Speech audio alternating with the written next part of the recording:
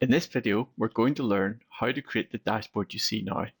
It contains one table listing the market data for cryptocurrencies that when you click on a row, populates the time series graph related to that currency pair. So here I click Bitcoin, it populates Bitcoin, or if I click Ethereum, it will populate Ethereum.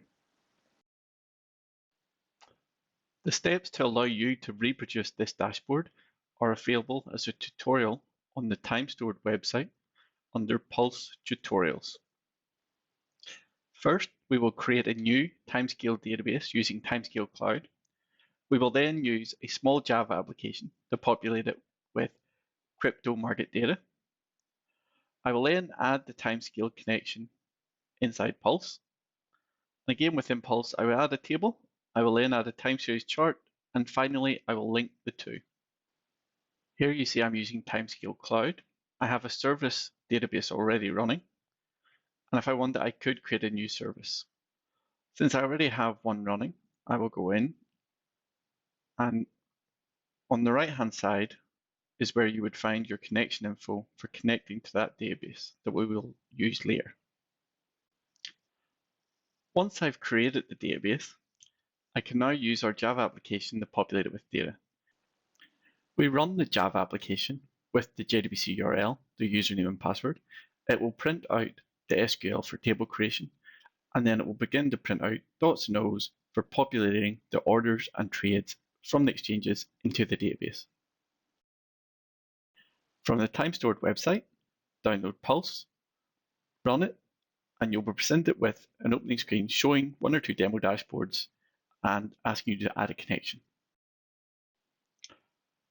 You click on Connections, Add Data Connection, and enter the details for your Timescale database.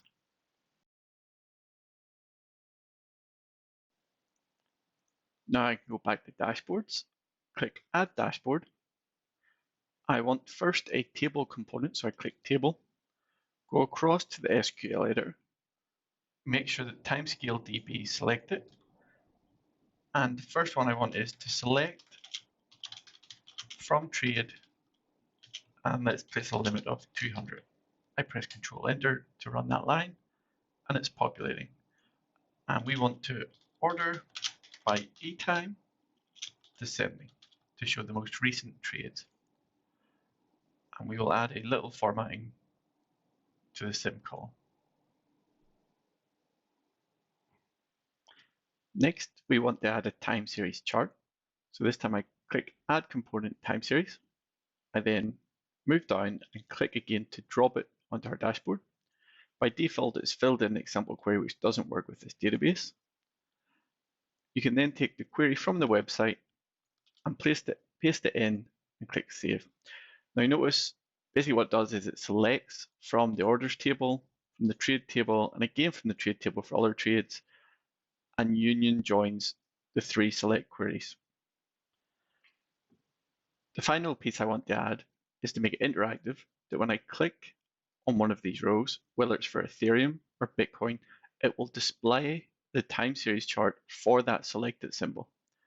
So when I click here, there are special variables completed in the background. And I can see that sim is one of those variables because it's the column name within that table. I can take that sim variable, and instead of the hard-coded BTC USD, I can specify the sim variable.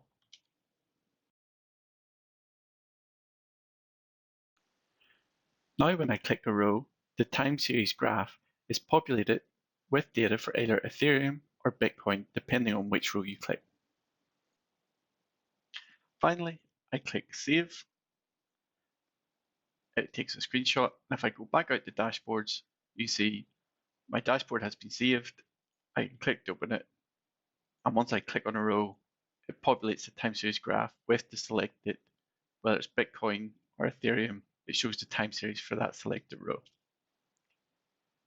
Timescale worked really well. Here we just used the very basic features to make it Postgres compatible, which allowed me to reuse a lot of my knowledge.